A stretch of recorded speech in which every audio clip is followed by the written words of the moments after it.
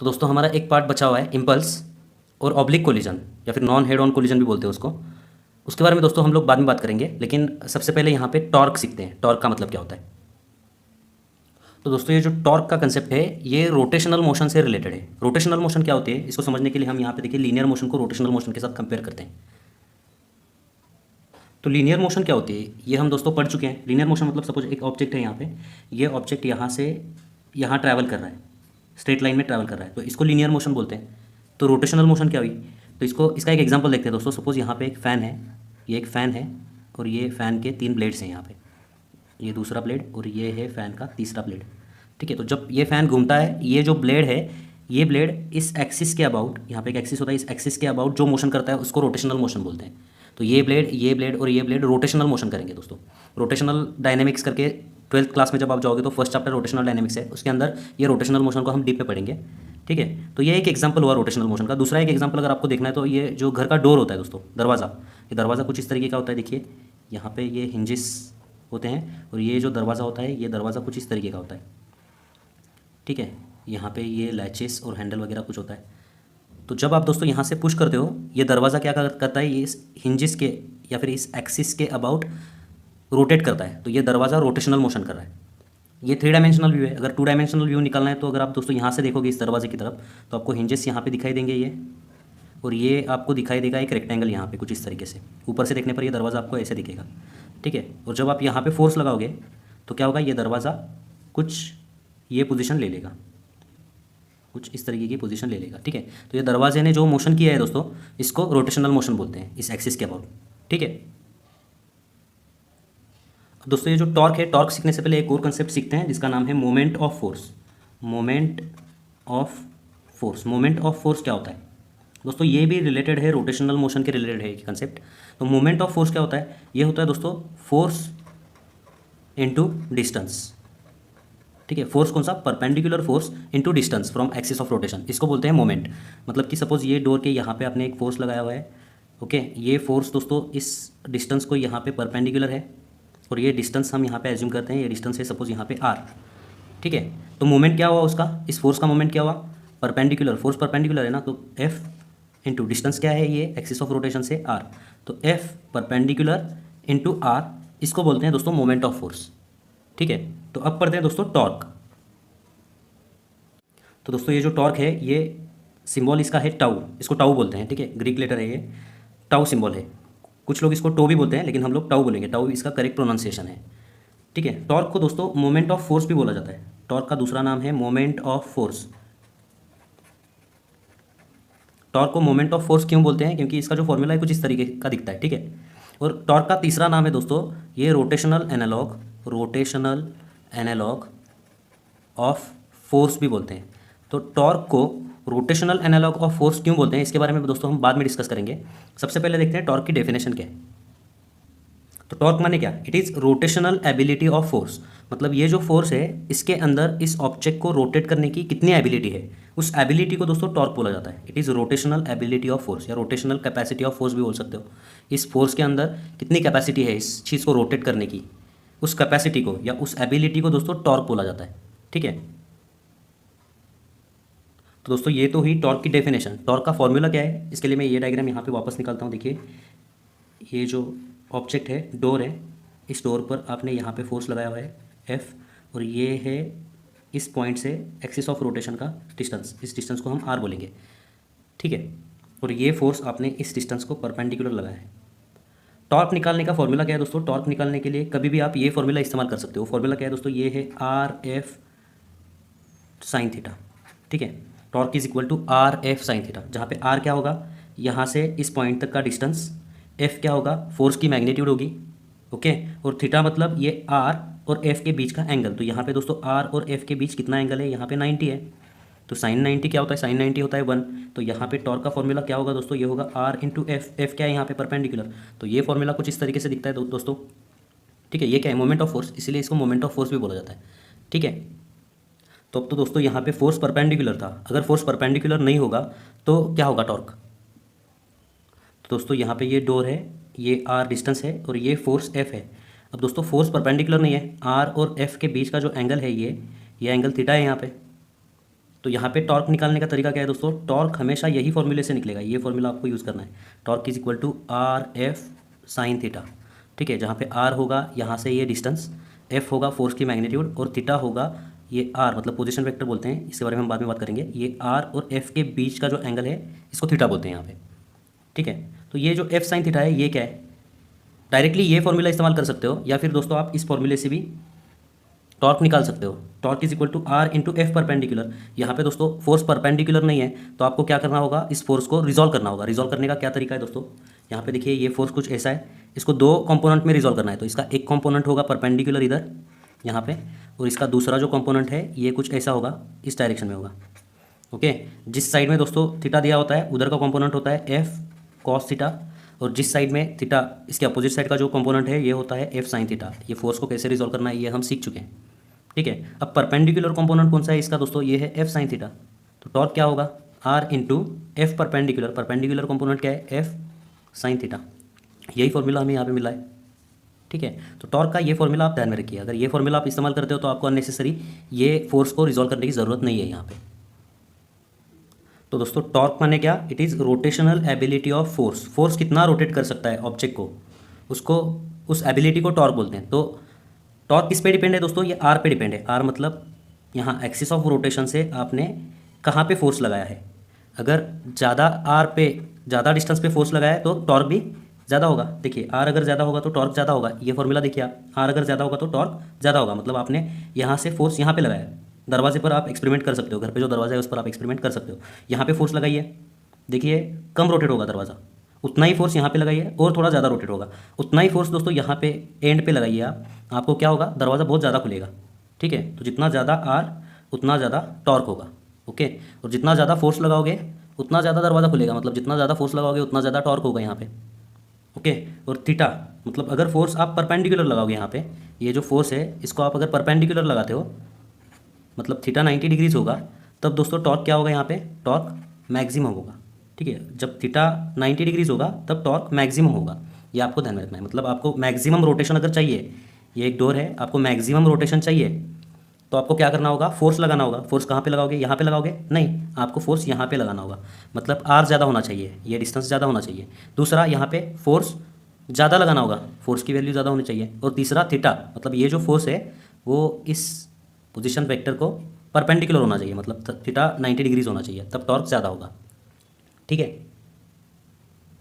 अब दोस्तों हमें टॉर्क क्या होता है ये तो पता चल गया है, टॉर्क को मोमेंट ऑफ फोर्स क्यों बोलते हैं ये भी पता चल गया है, लेकिन टॉर्क को रोटेशनल एनालॉग ऑफ फोर्स क्यों बोलते हैं इसके बारे में आप डिस्कस करते हैं। दोस्तों टॉर्क को रोटेशनल एनालॉग ऑफ फोर्स क्यों बोलते हैं, एनालॉग का मतलब क्या होता है दोस्तों, सिमिलर। एनालॉजी का मतलब क्या होता है, सिमिलैरिटी। तो ये रोटेशनल एनालॉग ऑफ फोर्स मतलब लीनियर मोशन में जो फोर्स है, जो सिग्निफिकेंस फोर्स का है वो रोटेशनल मोशन में वो सिग्निफिकेंस का मतलब जो महत्व है वो टॉर्क का है। मतलब फोर्स जो काम करता है लीनियर मोशन में वो काम टॉर्क करता है रोटेशनल मोशन में, इसीलिए दोस्तों इसको रोटेशनल एनालॉग ऑफ फोर्स बोला जाता है। ये टॉर्क जो है ये रोटेशनल मोशन का फोर्स है, इसका मतलब rotational analogue of force. Torque जो है ये रोटेशनल मोशन का फोर्स है, जो काम फोर्स करता है लीनियर मोशन में वो रोटेशनल मोशन में टॉर्क करता है। ये चीज़ आपको ध्यान में रखनी है, ठीक है। तो इसको प्रैक्टिकली यहाँ पे समझते हैं। तो यहाँ पे लीनियर मोशन को हम रोटेशनल मोशन से कंपेयर करेंगे। सपोज दोस्तों एक ऑब्जेक्ट है जो यहाँ पे इसको हमने फोर्स लगाया, तो ये जो फोर्स की वजह से ये ऑब्जेक्ट जो है यहाँ पे इसका डिस्प्लेसमेंट हुआ। तो लीनियर मोशन के लिए हम डिस्प्लेसमेंट कौन सा यूज़ करते हैं, लीनियर मोशन के लिए हम लीनियर डिस्प्लेसमेंट यूज़ करते हैं वर्ड, ठीक है। लीनियर मोशन में लीनियर डिस्प्लेसमेंट होता है। लेकिन रोटेशनल मोशन में दोस्तों आपने सपोज यहाँ पे फोर्स लगाया, तो रोटेशनल मोशन में कौन सा डिस्प्लेसमेंट होता है दोस्तों, रोटेशनल मोशन में एक टर्म आएगी जो कि एंगुलर डिस्प्लेसमेंट बोलते हैं इसको। लीनियर मोशन में लीनियर डिस्प्लेसमेंट यूज़ करते हैं हम, लेकिन रोटेशनल मोशन में दोस्तों एंगुलर डिस्प्लेसमेंट यूज़ करते हैं, ठीक है। लीनियर मोशन में सपोज ये वेलोसिटी v है, इस ऑब्जेक्ट की वेलोसिटी v है, तो लीनियर मोशन में लीनियर वेलोसिटी होती है। और रोटेशनल मोशन में दोस्तों यहाँ पे एंगुलर वेलोसिटी होती है। एंगुलर वेलोसिटी हम ओमेगा लेटर से दिखाते हैं यहाँ पे, ठीक है। तो लीनियर मोशन के लिए लीनियर वेलोसिटी, रोटेशनल मोशन के लिए एंगुलर वेलोसिटी। इस फोर्स के वजह से दोस्तों यहाँ पे एक्सेलरेशन जो होगा उसको हम लीनियर एक्सेलरेशन बोलते हैं। लीनियर मोशन में लीनियर एक्सेलरेशन होता है, लेकिन रोटेशनल मोशन में दोस्तों जो एक्सेलरेशन होता है वो एंगुलर एक्सेलरेशन होगा, उसको अल्फा लेटर से दिखाते हैं।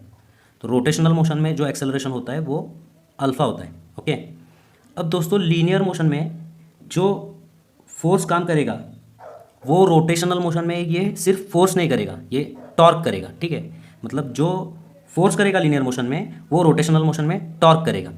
ओके, फोर्स का काम क्या है लीनियर मोशन में? इस एक्सेलरेशन को प्रोड्यूस करना। तो इस एक्सेलरेशन को प्रोड्यूस कौन करेगा दोस्तों? सिर्फ ये फोर्स नहीं प्रोड्यूस करेगा, ये टॉर्क इसको प्रोड्यूस करेगा। ठीक है, इसीलिए दोस्तों इसको रोटेशनल एनालॉग ऑफ फोर्स बोला जाता है। ठीक है, टॉर्क क्या होता है? टॉर्क का फॉर्मूला हम देख चुके हैं, आर एफ साइन थीटा। ठीक है, इसका मतलब लीनियर मोशन में दोस्तों फोर्स इंपॉर्टेंट होता है, रोटेशनल मोशन में टॉर्क इंपॉर्टेंट होता है। टॉर्क मतलब क्या? फोर्स, ये जो फोर्स है वो फोर्स कहाँ पे लग रहा है, कितने डिस्टेंस पर लग रहा है, ये आर और एफ के बीच का एंगल, ये 3 पैरामीटर्स इंपॉर्टेंट रहते हैं। सिर्फ फोर्स इंपॉर्टेंट नहीं रहता है, ये 3 पैरामीटर्स को टॉर्क बोला जाता है। ठीक है, तो दोस्तों यहाँ पे टॉर्क की मैग्नीट्यूड निकालने का तरीका तो हम सीख चुके हैं। टॉर्क की मैग्नीट्यूड कैसे निकलती है? Are F sine theta. अगर रेडियस ज़्यादा है तो टॉर्क ज़्यादा होगा, अगर फोर्स की वैल्यू ज़्यादा है तो टॉर्क ज़्यादा होगा, और अगर थीटा जो है ये 90 डिग्रीज है दोस्तों तो टॉर्क ज़्यादा होगा। तो दोस्तों हमने टॉर्क की डेफिनेशन देखे हुए यहाँ पे। टॉर्क को क्या कहते हैं ये हम देख चुके हैं, टॉर्क का फॉर्मूला हमें पता है दोस्तों। एक चीज़ हमने नहीं देखा है कि टॉर्क स्केलर क्वांटिटी या वेक्टर क्वांटिटी है। तो दोस्तों यहाँ पे एक चीज़ आप ध्यान में रखो कि टॉर्क जो है ये वेक्टर क्वांटिटी है। ठीक है, ये वेक्टर क्वांटिटी है, टॉर्क जो है ये एक वेक्टर है। तो ये जो फॉर्म है दोस्तों ये स्केलर फॉर्म है। वेक्टर फॉर्म में टॉर्क कैसे दिखाते हैं? वेक्टर फॉर्म में टॉर्क दिखाने का तरीका दोस्तों है torque is R cross F. ये क्रॉस प्रोडक्ट होता है आर और एफ का। आर मतलब पोजीशन वेक्टर, एफ मतलब फोर्स वेक्टर, इन दोनों का ये क्रॉस प्रोडक्ट होता है यहाँ पे, क्रॉस प्रोडक्ट। ठीक है, तो दोस्तों टॉर्क की मैग्नीट्यूड तो हम इस फॉर्मूले से पता कर सकते हैं, लेकिन टॉर्क की डायरेक्शन फाइंड आउट करने का क्या तरीका है दोस्तों? क्रॉस प्रोडक्ट में जो वेक्टर होता है, इस वेक्टर की डायरेक्शन फाइंड आउट करने के लिए हमने सेकेंड चैप्टर में क्रॉस प्रोडक्ट पढ़ा था, या फिर वेक्टर प्रोडक्ट बोलते हैं इसको। वेक्टर प्रोडक्ट ये कंसेप्ट हमने पढ़ा था। अगर आपके ध्यान में है तो अच्छी बात है, अगर ध्यान में नहीं है तो यहाँ पे एक बार और एक्सप्लेन करता हूँ मैं। तो दोस्तों सपोज यहाँ पे एक कोई वेक्टर है वेक्टर पी, और यहाँ पे एक दूसरा वेक्टर है वेक्टर क्यू, और वेक्टर आर ये पी और क्यू का क्रॉस प्रोडक्ट है। ठीक है, तो आर की डायरेक्शन क्या होगी? तो दोस्तों सेकेंड चैप्टर में हमने पढ़ा था कि अगर क्रॉस प्रोडक्ट है तो ये जो तीसरा वेक्टर है यहाँ पे, ये इन दोनों को परपेंडिकुलर होगा। मतलब आर की डायरेक्शन अलोंग दिस एक्सिस होगी, इस लाइन के अलोंग आर एक्ट करेगा। ठीक है, तो ये ऊपर एक्ट करेगा कि नीचे एक्ट करेगा, इसको फाइंड आउट करने के लिए आपको यूज़ करना होगा राइट हैंड थंब रूल। ठीक है, राइट हैंड थंब रूल या राइट हैंड स्क्रू रूल भी आप बोल सकते हो। ठीक है, हम यहाँ पे right hand thumb rule use करेंगे। तो आपको क्या करना है, आर की डायरेक्शन फाइंड आउट करने के लिए आपको यहाँ पे राइट हैंड लेना है, और राइट हैंड में थंब को स्ट्रेच करना है, और आपको जो फिंगर्स हैं ये फिंगर्स आपको कर्ल करने हैं फर्स्ट वेक्टर से सेकेंड वेक्टर, मतलब पी से क्यू। यहाँ पे आपको क्या करना है, पी से क्यू आपको ये फिंगर्स कर्ल करने हैं। तो जब आप पी से क्यू यहाँ पे फिंगर्स कर्ल करोगे तो ये जो थंब की डायरेक्शन होगी ये यही डायरेक्शन आर की होगी। तो यहाँ पे देखिए पी से क्यू जब आप फिंगर्स कर्ल करते हो तो थंब ऊपर की तरफ जाता है, मतलब यहाँ पे आर की डायरेक्शन क्या होगी, ऊपर की तरफ होगी। तो ये होगी यहाँ पे आर की डायरेक्शन। ठीक है, अगर दोस्तों कोई एक अलग वेक्टर है, वेक्टर एस है सपोज, और ये इन्हीं दो वेक्टर का क्रॉस प्रोडक्ट है, लेकिन अब की बार क्या है, क्यू क्रॉस पी है, क्यू क्रॉस पी है। तो अब ये एस की डायरेक्शन कैसे फाइंड आउट करोगे? तो डायरेक्शन तो एस की, जैसे कि दोस्तों ये क्यू और पी का क्रॉस प्रोडक्ट है, तो डायरेक्शन तो अलोंग दिस लाइन होगी, लेकिन ऊपर होगी नीचे होगी, ये फाइंड आउट करने के लिए आपको right hand thumb rule use करना होगा। राइट हैंड थंब रूल में आपको क्या करना है, राइट हैंड लेना है, राइट हैंड में आपको फिंगर्स कर्ल करने हैं क्यू से पी। तो यहाँ पे देखिए दोस्तों फिंगर्स कर्ल करने हैं आपको यहाँ पे क्यू से पी। तो यहाँ पे अगर आपने हैंड ऐसे होल्ड किया, ये थंब ऐसे स्ट्रेच किया, तो क्यू से पी आपके जो फिंगर्स है वो कर्ल यहाँ पे होते हैं क्या, इतने फ्लेक्सिबल होते हैं कि आपके फिंगर्स नहीं होते, इसीलिए हमने क्या किया, ये हैंड को उल्टा रखा है, इसे थंब नीचे की तरफ जाएगा। देखिए अब ठीक है, अब दोस्तों क्यू से पी फिंगर्स कर्ल होंगे, क्यू से पी फिंगर्स यहाँ पे कर्ल होते हैं। तो क्यू से पी जब फिंगर कर्ल्स होते हैं तो दोस्तों ये जो थंब है ये देखिए नीचे की तरफ जाता है। ठीक है, मतलब यहाँ पे एस की डायरेक्शन क्या होगी, जब आप दोस्तों क्यू से पी फिंगर कर्ल करोगे तब थंब आपका नीचे की ओर दिखाएगा, तो ये एस की डायरेक्शन कुछ ऐसी होगी। ठीक है, तो आर की डायरेक्शन ऊपर क्यों आई, क्योंकि राइट हैंड थंब रूल इस्तेमाल किया है हमने यहाँ पे, और एस की डायरेक्शन नीचे क्यों गई है, यहाँ पे भी हमने राइट हैंड थंब रूल इस्तेमाल किया है। तो जब भी दोस्तों क्रॉस प्रोडक्ट होगा तो जो ये वेक्टर है उनका रिजल्टेंट वेक्टर, उसकी डायरेक्शन फाइंड आउट करने के लिए आपको राइट हैंड थंब रूल का यूज़ करना होगा यहाँ पे। तो टॉर्क क्या है दोस्तों, यहाँ पे टॉर्क जो है ये भी क्रॉस प्रोडक्ट है, किसका, आर का और एफ का। ठीक है, आर मतलब पोजीशन वेक्टर और एफ मतलब फोर्स वेक्टर। तो टॉर्क भी दोस्तों इन दोनों को परपेंडिकुलर होगा, आर और एफ को परपेंडिकुलर होगा, लेकिन ऊपर होगा या नीचे होगा उसको फाइंड आउट करने के लिए आपको राइट हैंड थंब रूल का इस्तेमाल करना होगा। तो इसको हम अब सीखते हैं। तो दोस्तों सपोज एक ऑब्जेक्ट है जो इस फोर्स के वजह से रोटेट होने वाला है, ठीक है। तो ये फोर्स वेक्टर की डायरेक्शन ऊपर की तरफ है, तो यहाँ पे हम फोर्स वेक्टर ऊपर की तरफ दिखाएंगे ये, ओके। और जिस पॉइंट पे यहाँ पे फोर्स लगाया हुआ है उसका पोजीशन वेक्टर, ये इसको बोलते हैं पोजीशन वेक्टर आर से दिखाते हैं हम लोग, ठीक है। तो पोजीशन वेक्टर की डायरेक्शन क्या है, ये टूवर्ड्स राइट है, तो यहाँ से हम पोजीशन वेक्टर दिखाएंगे, ये पोजीशन वेक्टर हो गया यहाँ पे आर, ये हो गया यहाँ पे फोर्स वेक्टर, ये हुआ पोजीशन वेक्टर। अब दोस्तों टॉर्क की डायरेक्शन क्या होगी, टॉर्क होगा इसको और इसको परपेंडिकुलर, ठीक है। मतलब ये जो पेन मैं दिखा रहा हूँ आपको, इस लाइन के अलॉन्ग टॉर्क होगा यहाँ पे, ये ऊपर भी हो सकता है या फिर नीचे भी हो सकता है, ओके।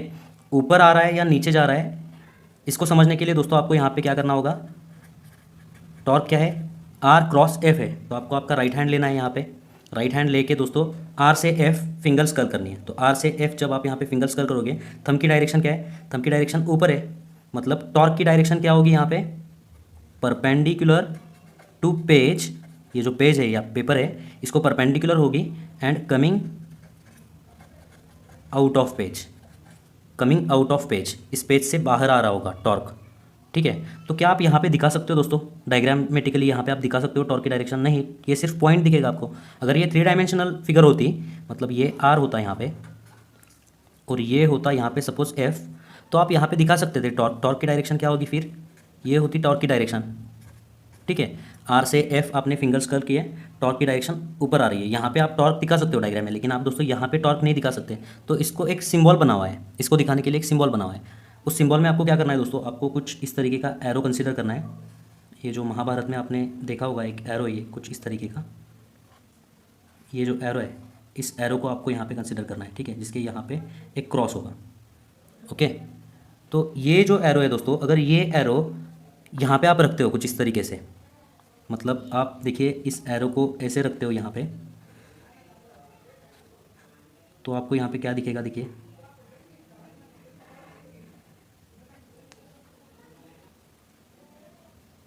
तो जब एरो का आप यहाँ से ऊपर से देखते हो दोस्तों, जब एरो आप यहाँ पे रखोगे और उसको ऊपर से देखोगे तो आपको ऊपर से क्या दिखाई देगा, ये पॉइंट दिखाई देगा, तो ये पॉइंट ऐसे दिखाई देगा, और आपको ये सर्कल दिखाई देगा, आपको ये सर्कल दिखाई देगा, ठीक है। तो अगर वेक्टर परपेंडिकुलर टू पेज है और कमिंग आउट ऑफ पेज है तो आपको ऐसे दिखेगा वो ऊपर से, मतलब उसका सिंबल ऐसे बना हुआ है। इस सिंबल का मीनिंग क्या है दोस्तों, vector perpendicular to page and coming out of page, ठीक है। लेकिन अगर दोस्तों सपोज एक ऑब्जेक्ट है, कुछ इस तरीके का ऑब्जेक्ट है, सेम ही ऑब्जेक्ट लेते हैं हम, यहाँ पे एक सेम ऑब्जेक्ट है, ओके, और यहाँ पे जो फोर्स अप्लाई किया है, ये फोर्स इस डायरेक्शन में किया है, फोर्स वेक्टर इस डायरेक्शन में है, ओके, और ये पोजीशन वेक्टर की डायरेक्शन ये होगी यहाँ पे। तो इस केस में टॉर्क की डायरेक्शन क्या होगी, यहाँ पे ड्रॉ करते हैं दोस्तों, फोर्स वेक्टर नीचे की तरफ और पोजीशन वेक्टर की डायरेक्शन है राइट हैंड साइड पे यहाँ पे, ठीक है। अब दोस्तों इस केस में आपको टॉर्क की डायरेक्शन फाइंड आउट करनी है, तो कैसे करोगे, टॉर्क क्या होता है दोस्तों, टॉर्क होता है R cross F, position vector और फोर्स वेक्टर का क्रॉस प्रोडक्ट। तो आपको यहाँ पे क्या करना है, आपको राइट हैंड लेना है। सबसे पहले तो टॉर्क जो है ये टॉर्क आर और एफ को परपेंडिकुलर होगा, मतलब ऐसे होगा, लेकिन ऊपर आ रहा है या नीचे जा रहा है ये फाइंड आउट करने के लिए आपको राइट हैंड थंब रूल का इस्तेमाल करना होगा। राइट हैंड लिया आपने, आपको क्या करना है, आर से एफ, यहाँ पे आर से एफ, फर्स्ट वेक्टर से सेकंड वेक्टर आपको यहाँ पे फिंगर्स कर्ल करने। तो आपके फिंगर्स देखिए, अगर आपने हैंड ऐसे होल्ड किया तो आर से एफ पीछे की तरफ आपके फिंगर्स कर्ल नहीं होते, तो आपको हैंड कुछ इस तरीके से आपको होल्ड करना है, ठीक है। अब देखिए दोस्तों आर से एफ आपके जो फिंगर्स है वो कर्ल होते हैं, थंब की डायरेक्शन क्या हुई, थंब की डायरेक्शन नीचे गई, मतलब यहाँ से जो टॉर्क का वेक्टर है वो नीचे जाएगा। तो यहाँ पे टॉर्क की डायरेक्शन कैसे लिखोगे आप, it is perpendicular to page and going inside the page, ठीक है। तो इस ये 2 डायमेंशनल डायग्राम है दोस्तों, यहाँ पे तो आप दिखा नहीं सकते। अगर ये 3 डायमेंशनल डायग्राम होती, यहाँ पे देखिए ये आर ऐसे होता और ये अगर एफ कुछ ऐसे होता, तो आप यहाँ पे टॉर्क दिखा सकते थे। टॉर्क की डायरेक्शन क्या होती, फिर टॉर्क कुछ ऐसे होता है, यहाँ पे इस आर और एफ को परपेंडिकुलर और नीचे की ओर होता, ठीक है। आर से एफ आपने यहाँ पे फिंगर्स कर्ल किए ऐसे, और आपको क्या हुआ, ये टॉर्क की डायरेक्शन नीचे की तरफ मिल जाएगी। लेकिन यहाँ पे दोस्तों आप टॉर्क की ये जो लाइन है ये नहीं दिखा सकते, तो यहाँ पे आपको सिंबल दिखाना होगा। सिंबल के लिए मैंने आपको बताया कि ये एरो जो है ये कुछ इस तरीके का जो एरो है ये आपको यहाँ पे कंसिडर करना है, ठीक है। ये जो एरो है देखिए, अब दोस्तों ये जो एरो है ये अगर आप यहाँ पे रखोगे नीचे की तरफ, ठीक है, तो आपको कैसे दिखेगा? देखिए ये कुछ इस तरीके का दिखेगा आपको। ये एरो नीचे की तरफ जा रहा है और आप देख रहे हो ऊपर से, ठीक है। जब आप ऊपर से इस एरो की तरफ दिखोगे तो आपको क्या दिखाई देगा? ये क्रॉस दिखाई देगा यहाँ पे, ठीक है। तो ये क्रॉस, यहाँ पे ये क्रॉस, और ये आपको सर्कल दिखाई देगा यहाँ पे। तो ये क्रॉस और ये सर्कल, ये सिंबल है दोस्तों। इसका मीनिंग क्या है? Vector perpendicular to page and going inside the page. तो यहाँ पे जो टॉर्क की डायरेक्शन होगी वो कुछ इस तरीके से होगी। और एक सिंबल है दोस्तों, अगर आपको पता नहीं है वेक्टर ऊपर जा रहा है या नीचे जा रहा है, क्वेश्चन में लिखना है आपको, तो आपको ये सिंबल इस्तेमाल करना होगा। आपको क्रॉस भी दिखाना होगा और डॉट भी दिखाना होगा। इसका मीनिंग क्या है? Vector perpendicular to page. अंदर जा रहा है या बाहर जा रहा है वो आपको नहीं पता है, सिर्फ परपेंडिकुलर टू पेज है तो आपको ये सिंबल दिखाना है। अगर आपको पता है वो अंदर जा रहा है, पेज के अंदर जा रहा है, तो आपको ये सिंबल दिखाना है। अगर आपको पता है वो पेज के बाहर आ रहा है तो आपको दोस्तों ये सिंबल इस्तेमाल करना है, ठीक है। तो दोस्तों आपका जो टेक्स्ट बुक है पेज नंबर 65 पे कुछ डायग्राम्स दी गए हैं। यहाँ पे कोई 3 डायमेंशनल बॉडी है, ये सपोज 3 डायमेंशनल बॉडी है यहाँ पे कुछ ऐसी, और ये घूम रही है इस एक्सिस के अबाउट, ठीक है, इस एक्सिस के अबाउट ये घूम रही है, ठीक है। इसको अगर आप इसका टॉप व्यू निकालोगे, मतलब यहाँ से अगर आप देखोगे तो आपको कुछ इस तरीके से ये ऑब्जेक्ट दिखाई देगा, ये कुछ इस तरीके से दिखाई देगा, ओके। ये एक्सिस ऑफ रोटेशन आपको एक पॉइंट के बराबर दिखेगा। अब दोस्तों आपने ऐसे फोर्स लगाया है यहाँ पे, तो फोर्स ऐसे लगाने पर दोस्तों ये ऑब्जेक्ट कैसे रोटेट होगा? ये ऐसे रोटेट होगा, एंटी क्लॉकवाइज रोटेट होगा। मतलब फोर्स वेक्टर ऐसे है, पोजीशन वेक्टर आप बोल सकते हो ऐसे है यहाँ पे। तो टॉर्क क्या होगा यहाँ पे? तो इनको टेल से टेल कनेक्ट कीजिए। पोजीशन वेक्टर यहाँ पे है, ये पोजीशन वेक्टर, ये फोर्स वेक्टर कुछ ऐसे है, ठीक है। आर से एफ फिंगर्स कर्ल करने पर थंब कहाँ जाता है? ऊपर जाता है। मतलब यहाँ पे देखिए दोस्तों, यहाँ पे टॉर्क क्या होगा? Coming out of paper, perpendicular to page and coming out of page. तो उसका सिंबल क्या है दोस्तों? कमिंग आउट ऑफ पेज का सिंबल ये है, ये हम देख चुके हैं। तो यहाँ पे सिंबल कैसे दिखाया है? देखिए दोस्तों, उन्होंने ये सिंबल ऐसे दिखाया हुआ है, यहाँ पे डॉट और एक सर्कल दिखाया हुआ है, जो कि करेक्ट है, ठीक है। अगर दोस्तों कुछ केस ऐसी हुई तो ये फोर्स सपोज ऐसे लगाया हुआ है एफ, ठीक है, और ये है यहाँ पे पोजीशन वेक्टर आर, ओके। तो इनको टेल से टेल कनेक्ट कीजिए, एफ और आर को। एफ यहाँ पे नीचे की तरफ और आर यहाँ पे कुछ ऐसे होगा। आपको यहाँ पे क्या करना है दोस्तों? यहाँ पे ड्रॉ करता हूँ मैं, एफ नीचे की तरफ और आर कुछ ऐसे है। तो यहाँ पे आपको राइट हैंड थंब रूल इस्तेमाल करना होगा। आर से एफ फिंगर्स ऐसे तो कर नहीं होते, तो आपको क्या करना है? हाथ को उल्टा करना है और यहाँ पे आर से एफ फिंगर्स कर करने पर थंब नीचे की तरफ जाएगा। मतलब यहाँ पे टॉर्क की डायरेक्शन क्या होगी? Perpendicular to page and going inside the page. उसका सिंबल क्या है दोस्तों? उसका सिंबल हम यहाँ पे देख चुके हैं, एक क्रॉस और एक सर्कल दिखाना है आपको। तो यहाँ पे उन्होंने भी क्या किया है दोस्तों? यहाँ पे एक क्रॉस दिखाया है और एक सर्कल दिखाया है, ठीक है। यहाँ पे टॉर्क की डायरेक्शन ये है, यहाँ पे टॉर्क की डायरेक्शन ये है। तो दोस्तों आपका जो पेज नंबर 66 है यहाँ पे, उसके ऊपर कुछ यहाँ पे 4 कॉन्सिक्वेंसेस दिए गए हैं। कॉन्सिक्वेंसेस का मतलब क्या है? यूँ होगा तो क्या होगा, ठीक है। तो यहाँ पे फर्स्ट केस क्या है, देखिए रीड करिए। इफ़ आर और F is greater the torque is greater. इसका मतलब क्या है? अगर आर बड़ा होगा दोस्तों, आर ज़्यादा होगा तो टॉर्क ज़्यादा होगा, या फिर एफ ज़्यादा होगा तो भी दोस्तों टॉर्क ज़्यादा होगा। मतलब टॉर्क ज़्यादा मिलने के लिए आपको ज़्यादा फोर्स लगाना चाहिए और ज़्यादा डिस्टेंस पे लगाना चाहिए। मतलब यहाँ पे फोर्स लगाना चाहिए आपको ज़्यादा डिस्टेंस पे और ज़्यादा फोर्स लगाना चाहिए। और एक चीज़ मैं ऐड करना चाहूँगा यहाँ पे, अगर थीटा दोस्तों यहाँ पे 90 डिग्रीज है तो टॉर्क ज़्यादा होगा। मतलब फोर्स भी आपको लगाना है परपेंडिकुलर टॉर्क ज़्यादा होने के लिए, ठीक है। केस 2 क्या है देखिए दोस्तों, यहाँ पे रीड करिए। If theta is equal to 90 degrees, torque क्या होगा? अगर दोस्तों टॉर्क का फॉर्मूला क्या होता है ये हमें पता है, torque is equal to R F sine theta होता है, ठीक है। और अगर थीटा 90 डिग्रीज है, थीटा 90 डिग्रीज है तो टॉर्क की वैल्यू क्या होगी? Torque will be then R into F, ठीक है। टॉर्क का फॉर्मूला सिंपल हो जाएगा, आर इंटू एफ होगा। तीसरी केस क्या है देखिए दोस्तों यहाँ पे, third case. If theta is equal to 0 और 180, थीटा इज इक्वल टू 0 और 180 का मतलब क्या है?